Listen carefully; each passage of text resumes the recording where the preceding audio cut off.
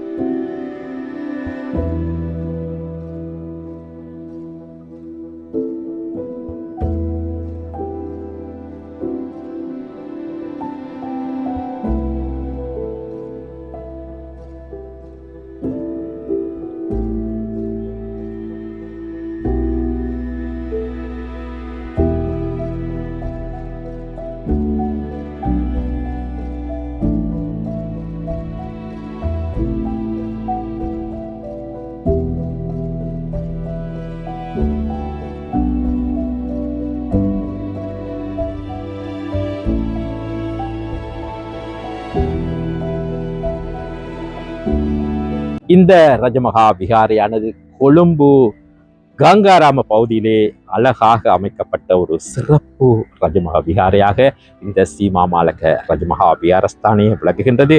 சிறப்பாக கூற வேண்டும், இந்த சீமா மாலக ரஜமகா விகாரை ஸ்தானமானது உலகளாவிய ரீதியில் உள்ள சுற்றுலா பயணிகள், கொழும்பிற்கு வரும் சுற்றுலா பயணிகள் அனைவரும் இந்த ரஜமகா விஹாரஸ்தானை பார்ப்பதற்காக வரும் ஒரு சிறப்பான ரஜமகா விஹாரியாகத்தான் இது திகழ்கின்றது. நாங்கள் இந்த விசாக் போய் நிமித்தம் இந்த பகுதிக்கு வருகின்ற பொழுது இந்த அழகிய காட்சிகளை எமது யூடியூப் சேனலான வாய்ஸ் ஆஃப் கோட் சேனலூடாக வளர்ந்திருக்க வருகின்றோம்.